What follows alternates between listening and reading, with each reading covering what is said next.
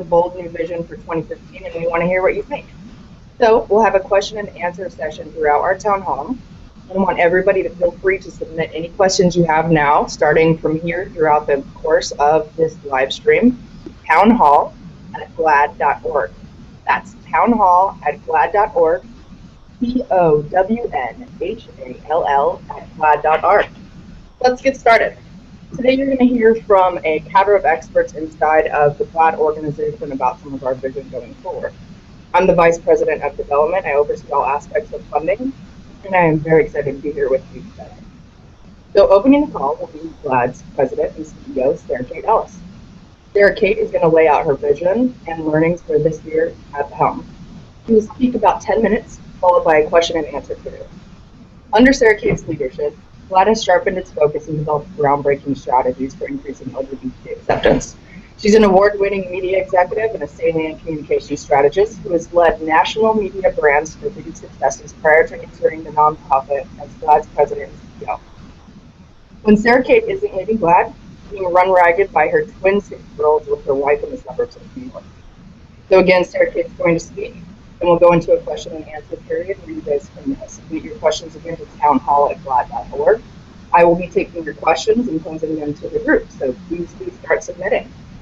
Following Sarah Kate and the question and answer period will be GLAAD's Vice President of Programs, Zeke Stroke. Zeke is going to share our 6 strategic pillars that provide the roadmap for our work and campaigns to accelerate acceptance and inclusion for LGBT people in America and around the world. Zeke is a veteran of the fights to repeal Don't Ask, Don't Tell and to overturn the so-called Defensive Marriage Act. Zeke joined GLAAD in 2014 and hails from South Carolina and has greatly upped Southern charm factor on our leadership. After Zeke, we'll have another question and answer period, and then we will move into a spotlight on one of our programs with Monica Trusandes, our programs director with Spanish language and Latino media. Monica was born in Uruguay and grew up in San Diego. She has an BA in International Relations and an MFA in Creative Writing. As a spokesperson, she's done more than 50 interviews and has trained over 100 community members on the most effective ways to share their stories. When Monica is not traveling the globe for GLAAD, you can find her with a boogie board under her arm in the beaches of LA. We're joining us today, Rodrigo Layton, our Donor Services Coordinator, as moderator, and I will be stepping in today because he is sick. So you will be not meeting Rodrigo today. Anyway, so with that, I would love to get us started and kick us over to Sarah Kate, GLAAD's President and CEO. Sarah Kate. Thank you, and welcome everybody. My first year at GLAAD has been about aligning the organization to the future work we have to do as the culture change agent for the LGBT movement. Our culture changing work has always been through the media because it is the most effective and efficient way to change hearts and minds. On Monday, in partnership with the Harris Poll, we released a never-been-done-before study that allows us for the first time to measure the acceptance rate of the LGBT community in America. This is indeed a baseline, one that we are using to inform our work in order to close the cultural gap between legislative and policy wins and the hearts and minds of Americans. We asked more than 2,000 Americans what their comfort levels are with LGBT people in everyday situations. From seeing couples hold hands, to bringing their kids to a same-sex household for a play date, to seeing their gay co-workers' wedding picture up on their desk. I can start with the great news that 2/3 of Americans report a high acceptance level. However, the challenge that we face ahead is that 1/3, that's 1 out of every 3 Americans, report discomfort with the LGBT community. The levels of discomfort spike to nearly half of Americans when we add children to the mix, such as bringing a child to a same-sex wedding, or look at the data specifically in the South and the numbers spike. The transgender community faces even greater challenges, where a majority of Americans, 59%, say that they would be uncomfortable if they learned their child was dating a transgender person. This coming weekend, GLAAD's co-chair, Jenny Boylan, will have an op-ed in the LA Times that addresses accelerating acceptance and the trans community. This past Sunday in the New York Times, Frank Bruni reported on our report, Accelerating Acceptance, and why it is so important. He wrote, "There's so much hurt and madness out there. This day, a gay couple told that their children aren't welcome at a private school. Gay and transgender people bloodied in hate crimes. Teenagers who are bullied or take their own lives. Those sorts of injustices won't be extinguished by an imminent Supreme Court ruling on same-sex marriage." So GLAAD is laser focused on accelerating acceptance. We are taking 3 major steps to move this narrative along. Number 1, we need to build awareness, starting the conversation and dialogue about how important it is to shape culture. We started that on Sunday in the New York Times. We've continued this week to push it out in messaging, and even today here in the town hall we're talking about it. And we will continue our efforts around that, pushing it out through media interviews, newsletters, and such. 2 is that visibility. The highest numbers of discomfort in the Harris poll are with Americans who say that they don't know anyone who's LGBT or have seen many portrayals in the media. When Zeke speaks about our programs, you will hear him talking about raising positive stories and, unfortunately, raising the heartbreaking ones as well. The third piece to accelerating acceptance is an Allies program. We soft launched an Allies campaign on Sunday called Got Your Back. This campaign is about inviting supporters of the LGBT community and people within our own community to take a pledge and share through social media their support for the LGBT community. With no real push behind it, we saw over 6,000 Facebook shares, 700 tweets of people with hashtag, the Got Your Back hashtag, and a conversion rate of over 25% of people who visited the page and proceeded to take the pledge. We will be launching the full initiative on Monday, so please share, take the pledge, and invite your allies to show their support through Got Your Back at GLAAD.org/GotYourBack. Thank you all for listening to me, and I look forward to answering your questions. Back to you, Lauren. Thank you, Sarah Kate. Okay, so now we're going to move into a question and answer period. We have had questions coming into our inbox at townhall@glaad.org, so I want to remind everybody out there to please send your questions to us there. And while we wait for a couple more to populate, I just wanted to remind everybody that the GLAAD Media Awards are coming up in Los Angeles on March 21st at the Beverly Hilton, and in New York at the Waldorf Astoria on May 9th, and Spirit Day will run nationwide this year, culminating on October 15th. So now for our first question for Sarah Kate. Sarah Kate, this is from Roman. Okay. This is a very futuristic vision. Will you be able to build movement support from other organizations? Sarah Kate? Thank you. That's a great question. And we've been working actually side by side with the Williams Institute. The Williams Institute is based in UCLA, and their job is, they're really focused on research, and they compile all the research from the movement to make sure that it's available to everybody. Their feeling around this, and they often look at reports and whatnot, was that this was a very new way to look at culture in America as it pertains to LGBT people. And they thought it was very progressive, and that the movement will rally around it. To that end, I've also met with a lot of movement leaders.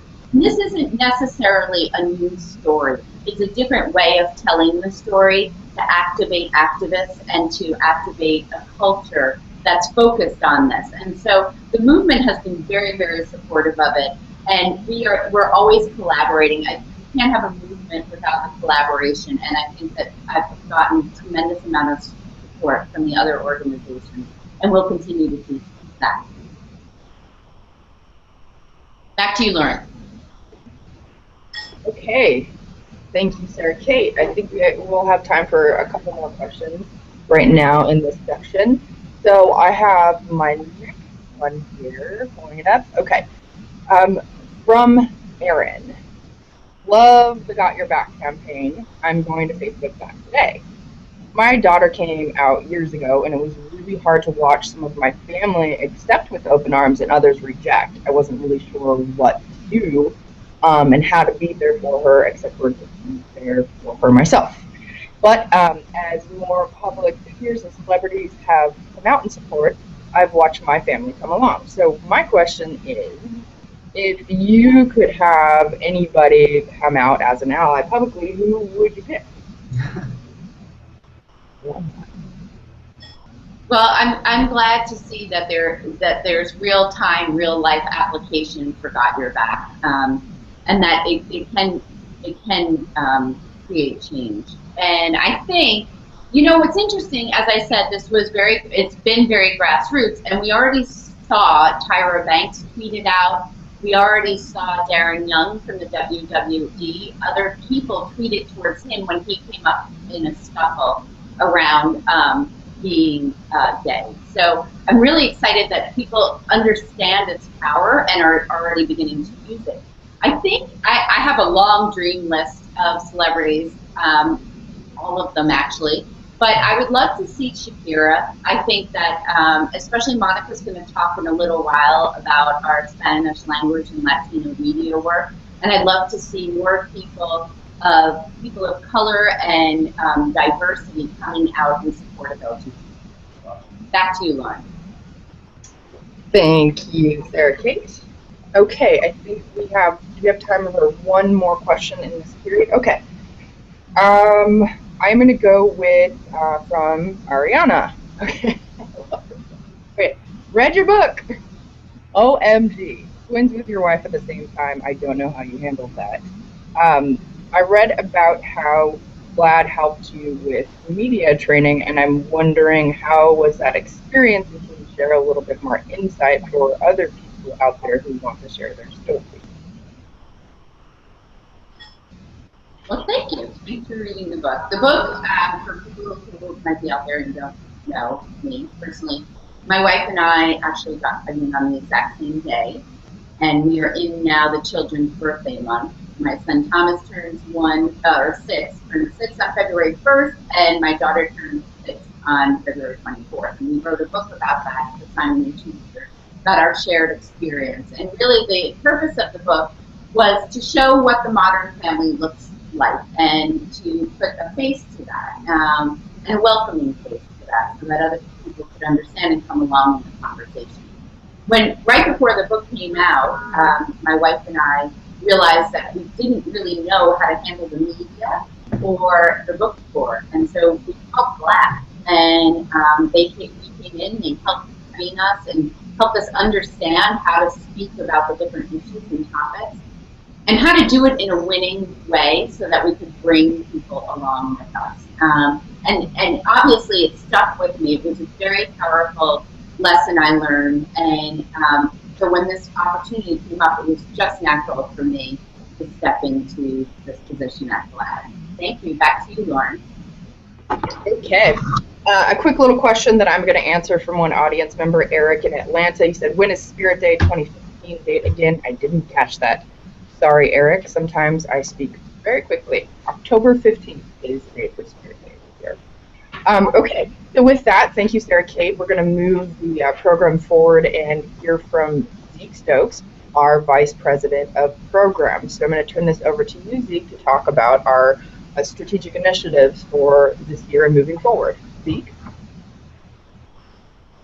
Thank you so much, Lauren, and thank you, Sarah Kate, and thanks to everyone who's tuning in across the country and around the world, hopefully.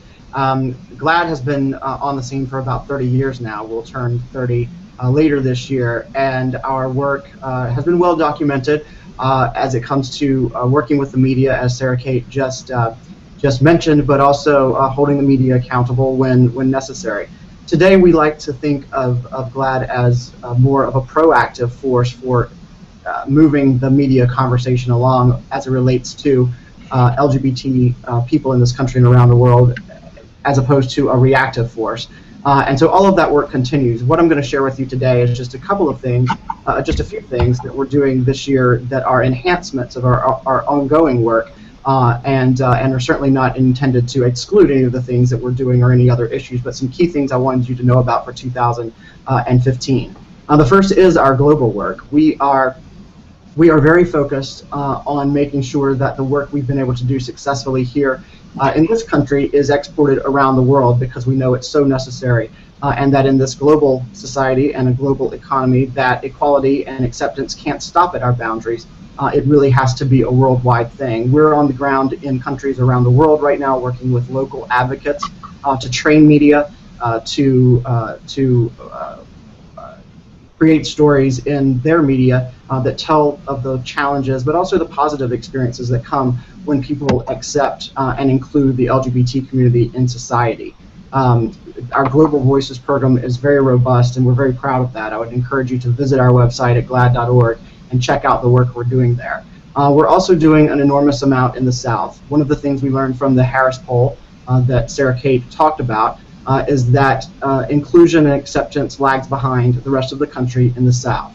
So this year we launched Southern Stories, which is a program designed to elevate the stories of LGBT people and families in the South, not just for a national audience, but for a Southern audience, in a very authentic way that shows that equality, inclusion, and acceptance are not scary things, that in fact it is where we are headed as a country. And if you're not on the side of acceptance, you're in a growing minority, not a growing majority, because that's where we're moving. So we're incredibly excited about that program. We've got some great things coming later this year that I can't talk about today, but I am doing this town hall from Nashville, which is sort of the epicenter of the South and of country music, and we're going to have a lot of involvement from this community, and we're looking forward to some great announcements coming pretty soon.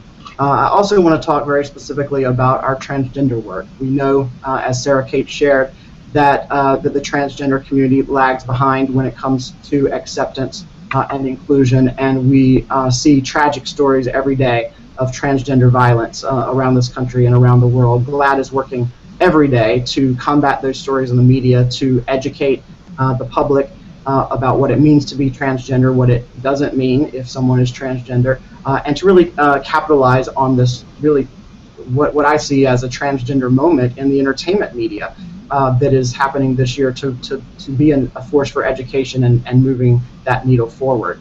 Finally, I want to share a little bit about our youth work, which very much revolves around our annual Spirit Day effort, which, as you heard, will happen on October the 15th this year. That's the day when the whole world goes purple to stand in solidarity with LGBT youth and against bullying and intimidation. We were so proud that for the first time this past year, the Empire State Building went purple, and that was a great symbol, not just to LGBT youth in this country, but it really is an American symbol that reverberated around the world, and we are incredibly excited about building upon that program and expanding it even further in 2015. So that's just a taste of what we're doing. There's so much more I could share with you, but we don't have a ton of time today, but I wanted to give you some of the high points moving forward, and we'll look forward to whatever questions you may have. I'll send it back to you, Lauren. Okay. Thank you, Steve. I just want to remind everybody again, you can submit your questions to us at townhall@GLAAD.org. That's TOWNHALL at GLAAD.org. Okay, Zeke, we're going to move into a couple of questions that have come in for you. So I heard in your bio you were really involved with DOMA and Don't Ask, Don't Tell, some really important victories. GLAAD is not always directly working on policy, so how do you see your current work at GLAAD compared to those fights in the past? Over to you, Zeke. Yeah, that's a really interesting question, and it actually is something I've thought a lot about. You know, when I think about the work that we did to repeal the discriminatory Don't Ask, Don't Tell law, it wasn't just a policy fight, it was very much a cultural fight. And it was a fight for sort of the hearts and souls of the military when it comes to acceptance and inclusion. And there was a group of us in the movement who believed very strongly that if we could move the culture of the military, a very conservative culture by nature, that we could use that victory to move the hearts and minds of other Americans. When you see your fellow Americans, service members, going overseas to put their lives on the line for their country, it's really difficult to see them come home and face a community that doesn't allow them to marry, or a state that doesn't provide employment protections, or get bullied. Their kids get bullied at school with no protection. So we knew that that could be a real cornerstone of the fight to win these other battles. And so we sort of find ourselves again at that moment when we have the opportunity to move culture, and we are very likely, I think, to see marriage equality nationwide later this year. But legislative victories at the court, victories at the ballot box don't necessarily change hearts and minds. That's a much more intensive and long-term effort, and I'm so glad to see GLAAD getting in that fight so visibly and at such an opportune time. Okay. Thank you, Zeke, and thank you, Mimi, for that question. Okay, so we're going to move to another question for you, Zeke. Pretty straightforward. How are you going about choosing where you focus your work in the South?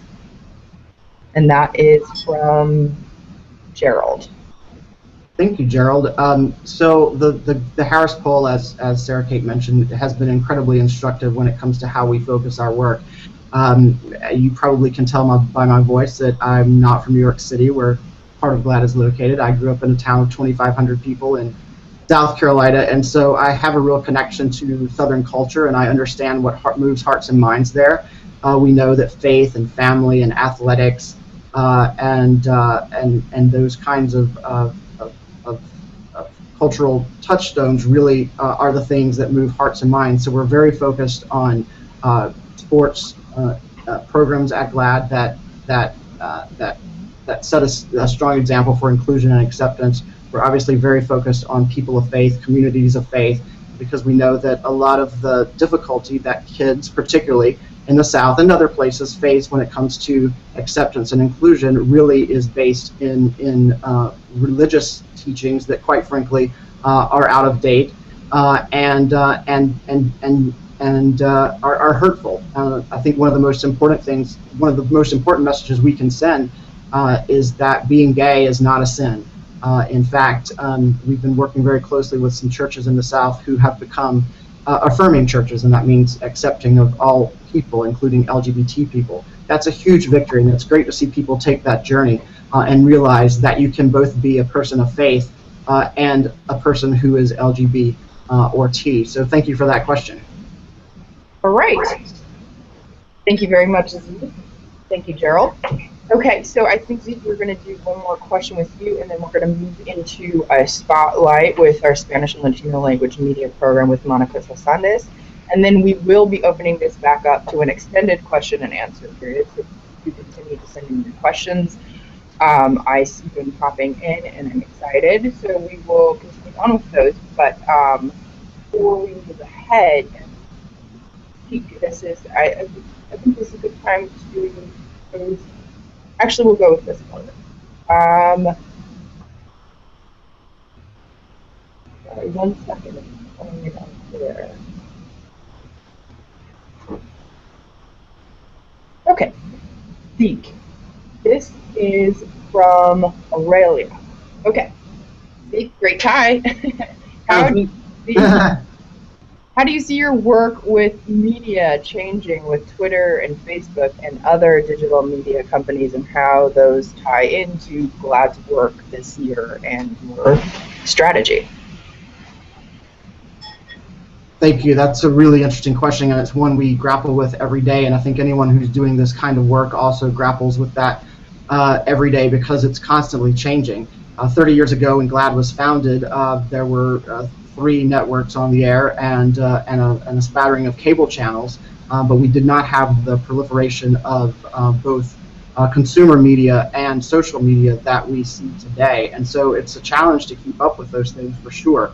But it's also a very empowering thing, because now we don't just view the media as something that is external to us as an organization and as the public. We are the media, and everyone has an equal voice on Twitter. Everyone has an equal voice on Facebook, and everyone can make a huge difference through those channels. We've seen it over and over again with campaigns like the one that GLAAD honored last year, Shane Bitney Crone's film, bridegroom that made such an international impact and really started on social media. So it's incredibly challenging, but it's a great opportunity, and I would encourage you to follow GLAAD and share our information through your social channels. We're on Instagram, Facebook, Twitter, of course, Tumblr, and I think we're about to launch Snapchat here in the next couple of days. So that's pretty exciting for us. Okay, thank you. Thank you, Aurelia. Thank you, Pete. I am getting the questions coming in still. I'll remind you, townhall@glaad.org, and thank you to everybody that has submitted questions so far. Hopefully we will be able to get to a good bulk of them, or at least ones that represent the overarching questions that we're getting in. But without further ado, I'm going to move into the spotlight on one of our programs with our director, Monica Cersandes. So Monica, I'm going to push this over to you to talk a bit about how GLAAD works within one of our programs and how that type of work underlies and leads through all of our strategy and vision for the future. So Monica, over to you. Hello everyone, and thank you so much for joining us today. It's a pleasure to meet you. I'm Monica Cersandes, as Lauren mentioned. I'm from Uruguay originally. I came to the US as a kid. I was 6 years old. And I worked a little bit in media, and then I came to GLAAD because it was a perfect place for me to combine storytelling with advocacy. So let me tell you a little bit about the Latino community to start off. There are about 55.8 million Latinos in the United States and growing. There are expected to be about 61 million Latinos in this country by 2018. To put that into context, about every 30 seconds, a Hispanic person turns 18. It's a very important and large demographic, obviously. About 1.4 million of those folks identify as LGBT. So 1.4 million, roughly, LGBT Latinos, according to the Williams Institute. About 30% of them are raising kids. So, you know, all those folks raising kids, as you can imagine, acceptance is very, very important to them in their communities, in their churches, when they go to the grocery store, in everyday life. And of course, to Latinos who don't have families and who are not married, acceptance is incredibly important. So media, marketers, and the LGBT community, we all know that it's important to speak to Latinos in a culturally competent way. But I believe that GLAAD is the only LGBT organization that has had for so many years a program like mine that focuses on telling our stories in LGBT and Latino media. So let me tell you a little bit about how we do that. One of the main things we do, the pillar of our work, has to do with media outreach. So every day, pretty much, we reach out to producers, to reporters, to all kinds of storytellers, both within news and entertainment, Spanish language and Latino media, to explain to them how important LGBT visibility is in Spanish language and Latino media. A lot of times they simply don't know that, and they don't really understand how invisible we are. So we explain to them that by telling our stories, that's how a lot of folks get to know LGBT people. Visibility in media is critical in diminishing prejudice. And prejudice, sadly, is what causes so many of the harms that are faced by LGBT people of color. That includes higher rates of unemployment, higher rates of poverty, lower rates of educational attainment, because kids are bullied. If kids are bullied and they leave school, that means they don't get their education. Higher rates of homelessness among youth. These are all big problems that LGBT people face, including, of course, violence against Latinos and transgender people. So it's important that we ensure that we, LGBT Latinos, are telling our stories in Spanish language and Latino media. So we talk to media, right? And once media says, okay, we want to do more stories, we have to have great stories and great storytellers who are ready to tell their stories. So the other part of a lot of the work we do here is to travel to different states, different cities around the country, and internationally too, but around the country, and train folks to tell their stories, get them prepared, because of course it can be very difficult to tell your story in media. It's nerve-wracking, right? And younger LGBT Latinos don't always feel that comfortable with their Spanish. So we help them to get really comfortable in telling their stories in Latino media. So that's a snapshot of some of the work we do. I'm very, very proud of it, and I want to thank you for joining us today and for taking an interest in GLAAD's work. Back to you, Lauren. Thank you, Monica. Okay, so we are going to move into a question and answer period. I'm going to pull a couple questions off the top just for you, Monica, and then we'll move into a broader question and answer period where people can pose questions that have come into Monica's and Sarah Kate. Okay, so actually this one just popped in. So Monica from Tomas, hola, where did you travel last year? Any plans to visit us in Colombia? Hola, Tomás. I certainly would love to visit you in Colombia. It's a very wonderful, important country. A lot of media that we consume in the United States is actually produced now in Colombia, in Mexico, and many other countries. So part of our goal with GLAAD is to travel internationally so that we can speak directly to those writers and novellas, those novella producers, so that they also understand how important it is to have LGBT characters in scripted entertainment shows like novellas, which are incredibly important. So I'm hoping to travel to Colombia and Mexico next year. Last year we were able, fortunately, to travel to Chile, to Guatemala, to Argentina. My colleague Janet Quesada traveled to the Dominican Republic, all through assistance from the State Department. And we were able to work with local organizations on the ground and help them with their media work. Because so many of them have told us, we love what GLAAD does, we would love to be able to do that more in our own countries, but a lot of times, of course, it's very difficult to do that, to access media.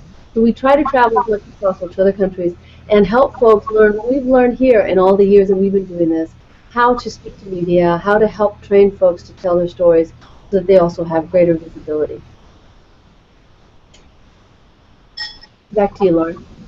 Okay, thank you, Monica. I actually do have another question that has just come in. It was very similar, but it is exactly, where did you travel last year? Do you do the same work in the United States? What does that look like? Yes. Most of our travel is in the United States, of course, right? We traveled to states, last year we traveled to Texas, to Arizona, to Illinois, to the states where Latinos live, right? To Florida, of course. Those are the states, some of the states, those are all the states, but some of the states with the highest concentration of Latino folks, and thus Latino and Spanish language media, right? So we go there and we work with local organizations, we work with local advocates, and again, help them to tell their stories. So most of our travel actually happens in the United States, and a little bit happens internationally. We hope to do more, we are doing more international work, but most of that is here in the U.S. And back to you, Laura. Got that. Okay, thank you, Monica. And thank you, Tomas. And the last one, I can't actually tell the name. Okay. Next question then for you, Monica. Okay, what do you see as the biggest challenge for the Latino community in building acceptance? Curious how GLAAD can help. And that is from Rodrigo in San Diego, and I'm sorry, I cannot pronounce your last name. Sorry, Rodrigo, a friend. Thank you. That's a very good question. Thank you, Rodrigo. What we can do to build acceptance is have more visibility, right? Have more visibility. Come out whenever you can. Have more visibility in our daily lives, of course, right? It helps so much when people get to know someone who is a friend, a family member who is LGBT. But the second thing we can do is have more visibility in media, right? Because a lot of people say that if they didn't know someone in their daily life who was LGBT, they actually got to know someone else through media. So, acceptance is built through visibility. And so a lot of what we do is tell our stories in the media. Latino acceptance is actually growing. I'm really happy to say it's grown. Every single poll that we've seen pretty much in the last few years has shown growing acceptance. So we feel like there's so much momentum there. There's so much left to do, of course, as others have alluded to. We're certainly not there by a long shot. We need to have full acceptance in order to feel safe in our communities and to live our lives. But the Latino community is definitely moving forward, and so visibility is, I think, the key to that. Thank you, and back to you. Okay, thank you, Monica. We are coming into about even in our time where I wanted us to move into an extended question and answer period, and I have multiple questions coming in for all of you. So I will move forward to my next question, and this one is going to be, from Lisa. Okay, so Lisa has asked us, how imperative is it to move at a higher speed with cultural and other aspects of LGBT rights before we lose such an amazing, supportive president? So thank you very much, Lisa. I'm going to put this out to the group. And I think, Sarah, if you would like to take the question. Hi, sure. That's a great question. I think GLAAD is an apolitical organization, but of course having somebody friendly in the White House is very, very, very helpful. I think that the cultural work that we're looking at and accelerating acceptance across this country, it is about accelerating it, and it's not necessarily tied to who's in the Oval Office, but the more work that we can do when we have somebody who is very positive about our community and supportive of our community will go much further. I also think that the reason we're talking about accelerating acceptance in this country is because we don't want a dangerous chasm to form between the policy work and the culture, and it's already starting to form. We saw it play out in real time in Alabama the beginning of this week, throughout this week actually, and we're seeing it start to bubble up. And I think what's incredibly important is that we, as a movement and as an organization, push forward at a rapid rate to help culture change hearts and minds. And I don't know that movements have done this before, so I think this is a very progressive way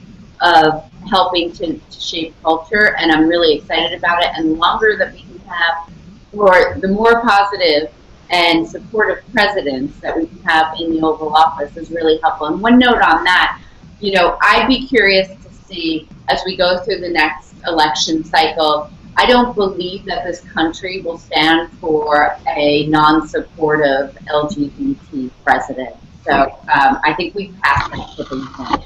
I hope we have. Back to you, Lauren.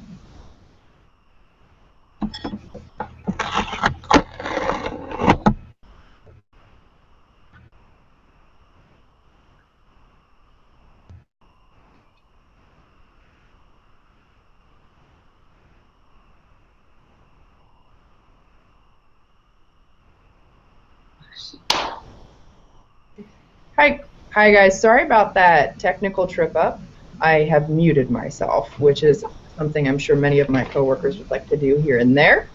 But moving on, so I am getting a lot of questions about marriage equality, and so I've just chosen a couple from the inbox coming in, and Zeke, I'm going to turn this over to you. I'm going to read out two questions that have come in because they sort of encompass everything that I'm getting here. So I have one from Lorna, which is, was, quote unquote, marriage equality a popular or strategic plan? I ask because the issues facing LGBT community are broad, and marriage equality, while important, is very narrowly focused. When marriage equality is won, what will be the step that builds on it? And I think that ties in very nicely with Junior's question, which is, marriage equality is coming to 50 states in June, knock on wood. Knock on wood. What do you say when people out there say, isn't this the end, haven't we done? Okay, so Steve, would you like to take these questions?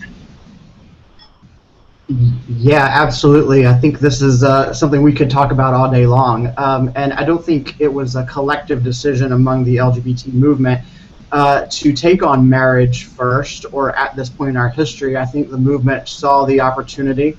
It was bubbling up from the grassroots. People who were committed to one another and loved one another wanted to be able to make that commitment and demonstrate that commitment to their friends and families and their communities. And the country has rallied around it, but it is only the beginning of our work. It's definitely not the end. There are so many other issues that are of importance, whether it's suicide prevention, bullying, employment protections, the alarming rate of violence for trans members of our community, particularly trans women of color. There are so many other things to address that if we had another 50 years, we still would be addressing all of those things and making progress toward them. So I see marriage as a benchmark, but certainly not the end. And I think our team at GLAAD and most in the movement see it that way. Back to you, Lauren.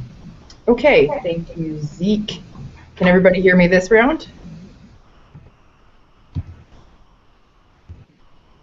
Okay. All right, so I'm going to move into another question. Okay, so this one says, and this is from Marcel. Okay, growing up, I didn't know LGBT people around me. All I had were my favorite TV shows. With the growing numbers of LGBT characters in TV, is there anything more we can hope for toward or build towards in entertainment?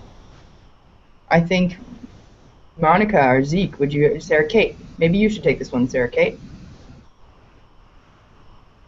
Great. Hi. Can y'all hear me? Sorry about the audio issue.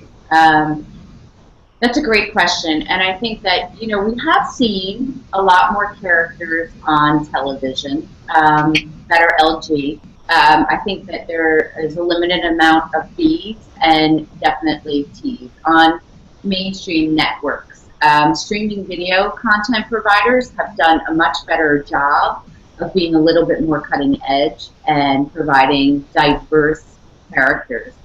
When you get into films and studios, we see a huge drop-off. Only about 16% of studio-created films actually have LGBT people in them, and they're usually in a fairly negative, stereotypical context. So we're working really hard with the studios in LA.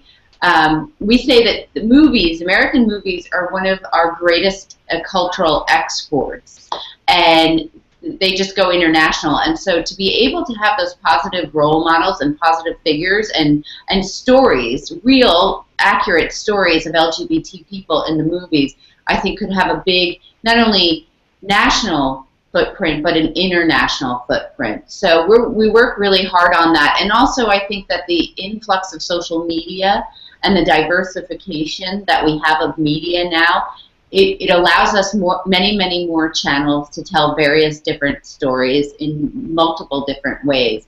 And we are actively, and I think Zeke talked about this as well, actively pursuing how do we get more stories out in a positive way and tell the sad stories too, because people have to know about the injustices in order to rally people around fixing them. So thank you very much. Back to you, Lauren. Okay. Thank you, Sarah Kate. So I have another question. Actually, it's really interesting, and it relates to entertainment to a degree and the public media. So I am going to pose this one over to you, Monica. Okay. So there is an epidemic of violence against trans women of color on top of years of systemic barriers to education, housing, health, and safety. Yet the media is far more fixated on Bruce Jenner and Transparent. Both of these stories center the experience. Both of these stories center the experience of people who long benefited from being seen as straight white men. How do we shift attention to where it's most needed, and what is GLAAD doing to help? Monica, do you think you can take that question for us? Sure, of course. It's what we're doing is creating more visibility, right? So when stories like the Bruce Jenner story or other stories are being covered in the media, what we do is we reach out to media folks and we say, hey, you know what about the other stories that aren't getting covered right now? What about the stories of the violence that trans men and women are facing all around this country? Did you know about what's happening? We share those stories so that they understand, because media folks want to do a great job. I think they care. That's why they got into media. And so it's our job to reach out to them and explain how many interesting and compelling stories there are of real people who are struggling, who are real, like Latino, so many immigrants who are not documented. If they end up in detention in this country, the experience of a trans person in detention is horrible. And so a lot of people don't know that. A lot of folks in media and outside of media don't know what that's like. So a lot of the work we do is reach out and say, let's talk about some real people stories, and let's cover those stories so that we have visibility for everyone in our community. Back to you, Lauren. Fabulous. Thank you, Monica. And that was from Jen. So thank you, Jen, for that question.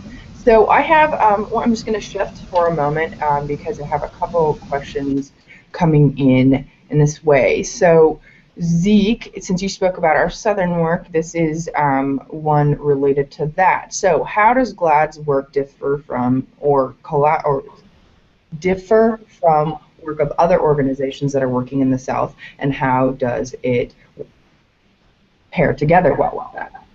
I think you understand the gist there. Go ahead, Zeke.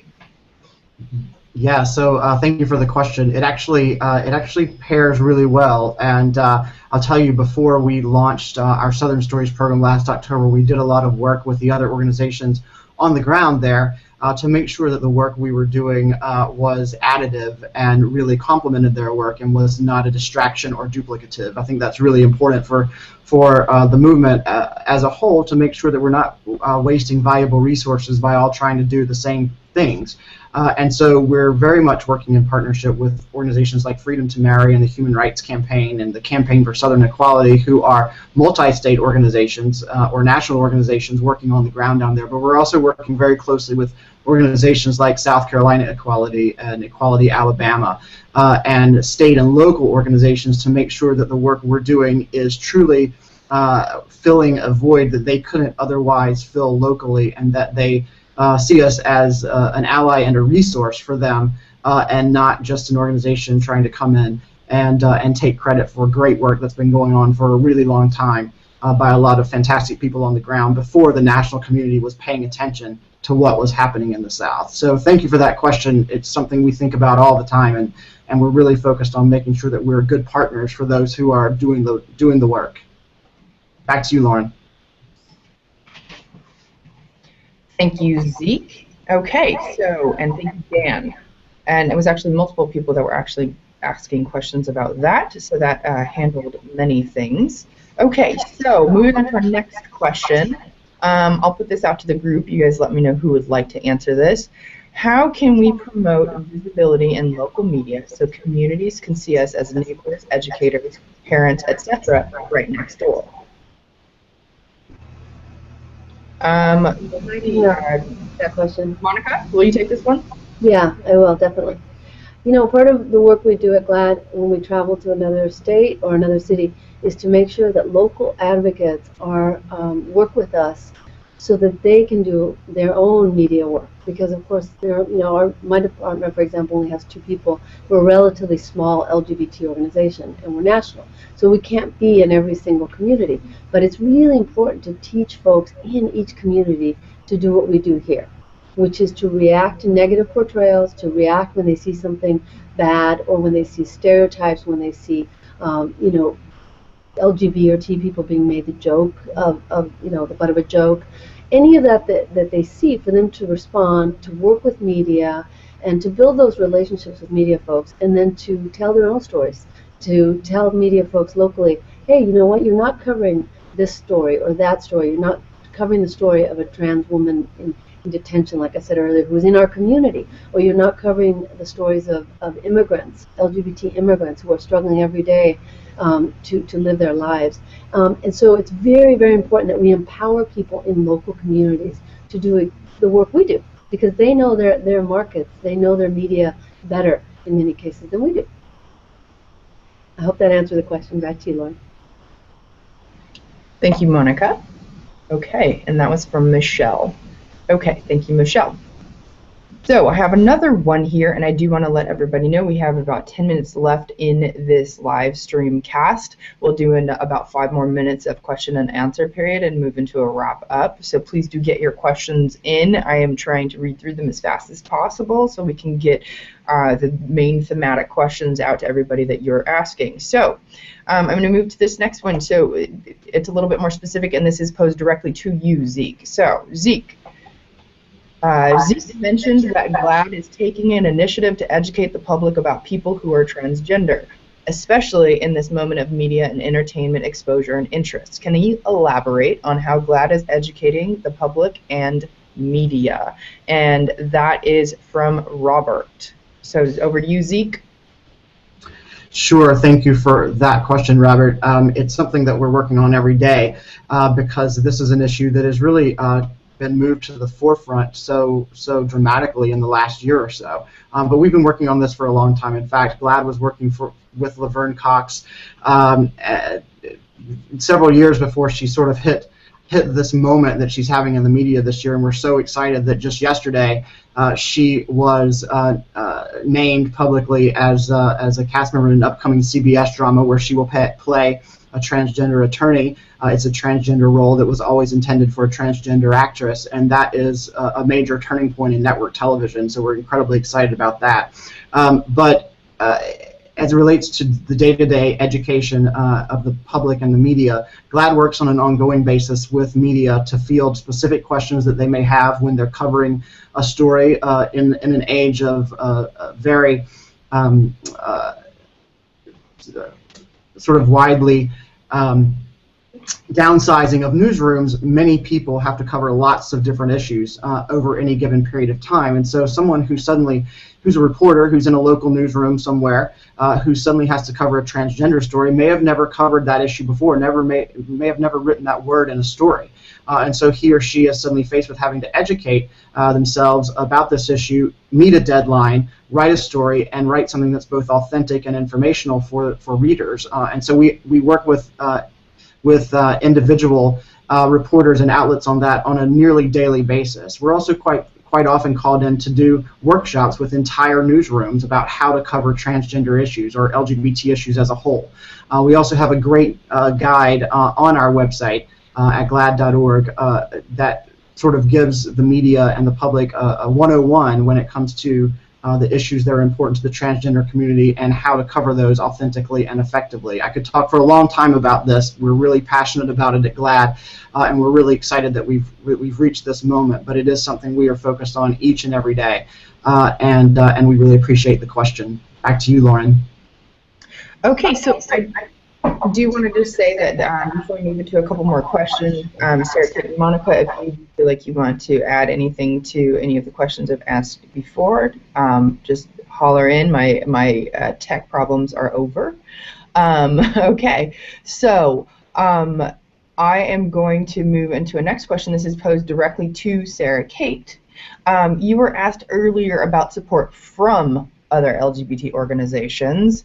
My question goes the other way. What is GLAAD's role in providing support to other LGBT organizations to help them to be even more effective?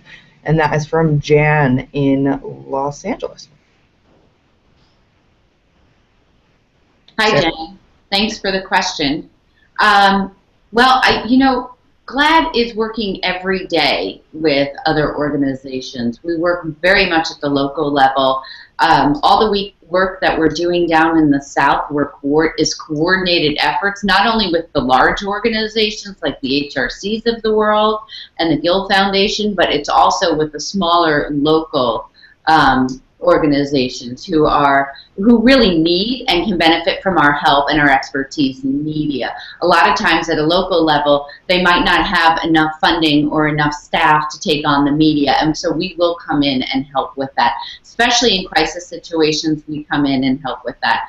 But we are always a resource. We are always working with large and small organizations, all the way from the LA Gay and Lesbian Center and their youth initiative to the smaller Equality of Alabamas in the world who are doing on-the-ground, toe-to-toe battles in person and live now. So I think that we're always about collaboration. I mentioned the word collaboration earlier. It's both, asking people to support us, but it also supporting what the initiatives are that are going on out of the other organizations. So thanks for the question. Back to you, Lauren. Okay. All right. Thank you, everybody. We have taken a lot of questions, and there are many more coming in, and we can't possibly get to all of them. But I do want to thank everybody that has sent in their questions and just give you a couple of things to put on your calendar. And I am going to take one personal question here because Jane has asked about, are there any volunteer opportunities in LA? Jane, that's my kind of question. Love that. Yes, there are. And you can always contact us on the GLAAD website. So go to GLAAD.org. And please do take some time to look at our big campaigns that are coming out this year. We just launched Got Your Back. That's hashtag GOTYOURBACK. And it is a great opportunity for LGBT people and our allies to step up and support and pledge your support in advancing and accelerating acceptance in the United States. So please do visit our website, take the Ally Pledge, share this with friends and family, get that out on Facebook, get that out on Twitter. Let's move things forward, people. And I will turn this over. Any closing comments? Sarah Kate, Zeke, Monica?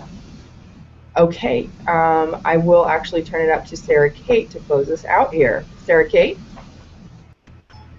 Thank you, Lauren, and thank you everybody for tuning in today. We really, really appreciate it. I look forward to doing these on a quarterly basis so we can stay connected. And in advance of that, please continue to send in your questions and we will try to respond to them in real time. And also I wanted to say thank you. So many of our major donors and our volunteers are on today. And I wanted to say thank you not only for tuning in, but for supporting us. We really appreciate it. We can't do the work without you and your support. So please continue to evangelize the work, continue to support us, and please please put your support in the coming weeks behind Got Your Back. I think it can be a really, one thing that we learned on Spirit Day, I just got switched. Hi, we were just kidding around. No, one thing that we learned about Spirit Day, because we asked youth what they wanted, and that's how sort of that campaign took form, was they wanted to see solidarity and awareness grown around LGBT bullying. And so I think building awareness around having support from allies, both within the community and outside of the community, can really create a groundswell that pushes our culture forward at a rapid rate. So please join us in Got Your Back, and please continue to support us and have a great day. Thank you so much for joining us today. Okay, goodbye everybody.